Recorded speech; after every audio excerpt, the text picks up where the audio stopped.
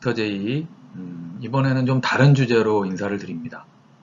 자, 지금 의사의 파업 때문에 얘기들이 많은데, 저도 대한민국 의사의 한 사람으로서 드리고 싶은 말씀을 전하고 싶어서 이렇게 좀 자리를 마련했습니다. 대한민국의 의사는 정말 부족한 것일까? 의대 정원을 늘리면 공공의료가 확충이 될까? 이 주제가 가장 큰 핵심인 것 같습니다. 자, 그러면 밥그릇 싸움, 이기주의 좋습니다. 우리는 다들 이제 밥 벌어먹기 위해서 살고 있는 생활인들이죠. 그런데 그렇게만 볼 수 있을 것이냐? 그 사회적 비용은 누가 지불할 것이냐? 그거에 대해서도 같이 좀 생각해 보시죠. 이제 통계의 잣대를 우리가 OECD 통계를 가지고서 집어넣는데, 물론 그 통계 수치로 보면은 우리는 의사 숫자가 상대적으로 작습니다. 그렇지만 우리는 의료의 축이 분산되어 있어요. 의사만 진료를 볼 수 있는 게 아니고 1차 진료를 한의사들, 어지간한 질환들 다 같이 봅니다. 거기다가 급여화까지 다 가능한 그런 항목들이 있기 때문에 이것들을 간과할 수가, 이것은 이런 상황을 간과할 수가 없고, 그리고 인구의 감소가, 그렇죠? 우리 이제 아이들 잘 낳지 않습니다. 그리고 노령화되고 있는 상황이고, 점점 인구는 줄어들고 있습니다. 그걸 감안해야 되고, 자, 5년, 10년 후에는 아마 의사 과잉 문제가 지금의 추세로 진행이 되더라도 나타날 것이다. 이것이 알려진 사실입니다. 근데 또 한 가지 짚고 넘어갈 게, 저도 이제 진료실에 있다 보면은 우리가 생각하는 의료 선진국들이죠. 유럽, 미국 이런 데서 오시는 분들 보면은 한국에서는 병원 가기가 너무 쉽다, 너무 편하다 이런 얘기를 하는데, 그 얘기는 뭘까요? 방문 횟수나 접근성, 병상수, 재원일수 이런 것들이 의사 숫자가 이렇게 부족하다고 얘기를 하는데도 병원을 찾게 돼요. 그런데도 불구하고 병원을 운영하는 원장님들은 운영이 쉽지 않다고 그래요. 왜 그럴까요? 결국은 만성적인 저수가로 묶어놓은 상태에서 몇십 년이 흘러왔다는 얘기죠. 자, 거기에 대해서 뒷받침하는 어떤 내용들, 이런 것들은 지금 제가 말씀드린 내용에다가 실제로 우리가 임상에서 진료를 보는 의사들의 숫자는 결코 작지가 않다. 그리고 국토 면적 대비의 의사 밀도는 5.44명으로 OECD 36개 나라 중에 11위에 불과하다. 이거 중요하죠. 접근성이 굉장히 높습니다. 요즘은 깡총 시골을 간다고 그래도 병원을 가기가 어려운 부위는 없어요. 물론 필수 의료 어렵습니다. 응급실 있어야 되고 산부인과 이런 응급 상황들, 수술할 수 있는 상황들 필요하겠지만, 그런 거는 다른 관점에서 해결을 해야겠죠. 지방에는 의사가 부족하다고 그래요. 그런데 지방에서도 막상 대학병원조차도 큰 질환이 생겼다 그러면은 그런 환자들은 접근성이 워낙 뛰어나기 때문에 서울로 갑니다. 그리고 아까 말씀드렸던 대로 지방의원급까지도 진료 횟수가 엄청나게 많고, 자, 그러면 의사를 지방으로 강제 배치시키는 것은 가능할까요? 지금 의사만 있으면 시골 병원이라고 돌아갈까요? 자, 지금 지방에서 문을 열고 있는 원장님들도 환자 많지 않고 이런 거를 떠나서 직원을 구하기가 어려워요. 그런 분들은 결국 원장 혼자서 모든 거를 다 커버할 수는 없겠죠.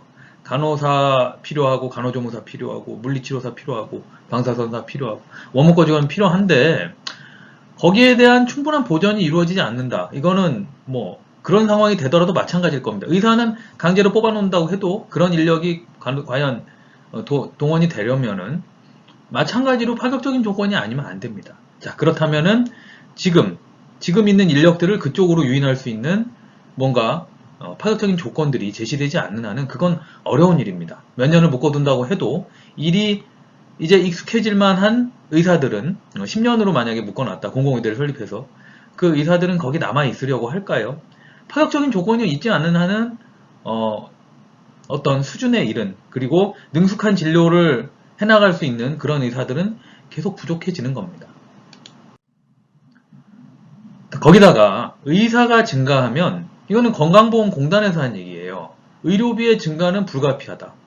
의사가 만들어지는 순간 거기에 따르는 어떻게 했어요? 의료 공급자가 유발하는 수요가 있고 의료 기술이 발전하다 보면은 당연히 의료비가 늘어납니다. 그래서 2008년 2월에 국민건강보험공단에서 건강보험공단 건강보험연구원에서 의료 공급자인 의사 수의 증가는 의료비 지출을 필연적으로 늘린다.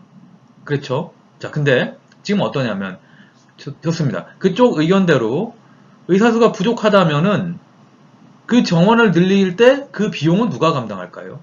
결국은 세금이나 보험료 아닐까요?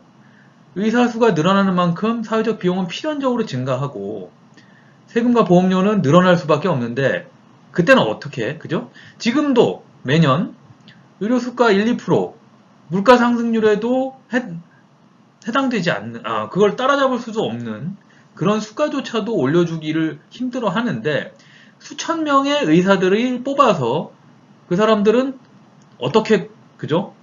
학비도 조달해줘야 될 것이고 공공의대니까 거기다가 나와서의 수가 보전해줄 수 있을까요? 늘어나는 의사들에 대해서 거기에 대해서도 사회적 합의가 필요합니다. 자, 거기다가 지금 당장도 우리는 11만 명 정도가 임상의사로 활동을 하는데 3만 명 정도는 피부 미용 의사들이에요. 이런 분들이 우리나라는 어쨌든 사회적인 관습에 의해서인지 뭐 인턴 레지던트 과정 거치고 펠로우까지 이런 전문의의 인력들이 굉장히 많습니다. 많은데 그런 인력들이 사실은 이런 쪽으로 배치가 돼 있습니다. 그랬을 때 지금 있는 의사들조차 돌아갈 유인을 찾지 못하는데 과연 10년 이상이 걸리는 의대 졸업, 인턴 레지던트 이 기간 동안에 엄청난 비용과 시간을 들이는 것이 합리적이냐? 그렇지 않겠죠. 지금 있는 전문의들 이런 분들이 자신의 전문과를 살려서 개업을 하거나 봉직을 할 수 있는 그런 환경을 만들어주는 것이 훨씬 이것보다는 경제적인 방법입니다. 당연한 얘기겠죠. 저수가 얘기는 계속 얘기하고 싶지 않습니다. 자, 이거 이제 뭐 미국 얘기 나오고 일본 얘기 나오고 그러면 뭐 한 10분의 1 정도 되는 것 같아요. 예, 10분의 1에서 뭐 7, 8분의 1 이 정도가 되는 것 같은데 이걸 그냥 방치했어요. 예, 방치했는데 그러는 바람에 비급여가 늘어났다? 아니 그러면 어떡합니까? 그죠? 우리가 병원 직원들은 의사만 있나요? 의사 말고 간호사, 간호조무사, 물리치료자, 방사선사, 원무과 직원도 필요하고 청소하는 아주머니도 필요하고 다 필요한 거예요. 자, 그런 분들 월급 이건 다 시세대로 올라갑니다. 그리고 월세, 재료대 다 시세대로 올라가요. 거기다가 우리는 사고나 소송 문제를 감안한다. 그랬을 때는 거기에 대한 책임을 생각한다면은 이 수가는 말도 안 되죠. 자, 그래서들 이렇게 많이들 나와 있겠죠. 그래서 우리 소득의 문제는 사실 뭐 예전에 우리가 생각하던 것보다는 우리는 이제 선진국에 달했다고 스스로 얘기를 하지 않습니까? 그런데도 정부에서도 인정했어요. 원가의 70%에 이른다. 막 이랬을 때 이것을 1년에 1, 2% 인상하는 것도 그렇게 생색내기 바쁘고 어렵고 협상을 줄다리기를 해서 겨우 이루어지는 상황에서 새로운 의사가 몇천 명 나오는 거에 대해서는 아무렇지도 않다? 이런 게 있을까요? 자, 그리고 일단 원가에 이르지 않는 수가. 싸고 좋은 게 있을까요? 그거는 누군가를 강요하는 거 아닐까요? 세상은 그렇게 돌아갑니다. 실제로 그렇게 돌아간다면은 이건 누군가의 희생이거나 그렇게 하도록 탄압을 받았거나 아니면은 사기나 거짓말. 우리 그렇게 생각하지 않으세요?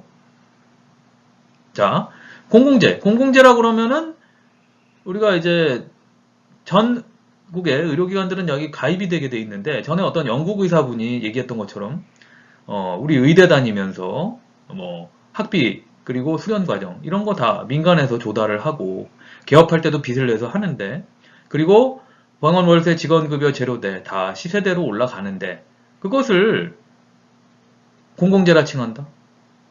그럴 수 있을까요? 그거는 말이 안 됩니다. 병원은 의사들만의 삶의 터전이 아니고 여러 직종의 우리 가족들, 친척들, 친구들 같이 살아가야 되고 그들도 사회적인 비용을 물가 상승률만큼 또는 시세대로 맞추어서 살아야 되는 생활의 터전이에요. 이거를 묶어놓고서 그러면 그분들도 공공재인가요? 이렇게 편한 게 어디 있습니까? 이거는 말도 안 됩니다. 자, 그리고 이미 공공의사들이 있어요. 공공의사들이 어떤 식이었냐면은 군 위탁장학생 뭐 이런 식으로 해가지고 뭐 몇 개 대학들이 있습니다. 거기서는 이제 나라에 봉사하자 군으로 돌아와서 그랬더니 이분들 했던 게 거의 피부과, 안과, 성형외과 이런 것들이에요. 자, 그러면은 공공의사 뽑아놨을 때 너네들은 필수료만 해라? 그거를 나는 이런 게 하고 싶다? 그랬을 때 어떻게 막을 수 있을까요? 그게 가능한 문제는 아니라고 봐요. 선택의 문제를 우리가 강요할 수 있는 게 아닙니다. 그리고 실제로 이런 분들 중에서도 저도 이제 군의관 생활 3년을 했었는데 복무기간이 있는데 그래 군인으로서의 장교로서의 품위가 부족하다. 이런 것들을 악용해서 현역 부적격 심판으로 일부러 그죠? 조기 전역한 경우가 수두룩합니다. 그리고 공무원도 마찬가지겠죠. 공무원에 관련된 뭐 품위 뭐 이런 게 다 조항에 있을 텐데 그걸 일부러 어기겠다. 이게 마찬가지 상황 이런 거는 충분히 생길 수가 있습니다. 우린 그때를 생각해야 돼요. 자 그렇다면은 공공의료나 지방이 어렵다면은 그들에게 지금 현재 의사들에게 파격적인 인센티브를 줘서 그들을 움직이게 하는 것. 그건 뭐 직원들이나 그죠? 우리 간호사, 간호조무사분들 그리고 물리치료사, 방송사 마찬가지인데 그런 방법을 먼저 시도해보고 해야 될 얘기들입니다. 저희는 그렇게 생각합니다. 자 오늘은 좀 다른 문제로 말씀을 드렸는데 요즘 시국인 만큼 의사들의 생각은 어쨌든 모든 것을 뭐 이기주의 내지는 밥그릇 싸움 이렇게 생각하다 보면은 그렇지 않은 것은 없겠죠. 어떤 합리적인 이유가 있다. 그리고 부당하지 않게 처리가 돼야 된다는 사안에 대해서는 우리가 사회적 합의를 이끌어야 되는데 무조건 그렇게 몰아가는 현실은 21세기 한복판에 있는 자칭 선진국 대한민국에서는 어울리지 않는 사고방식이라고 생각합니다. 들어줘서 감사합니다.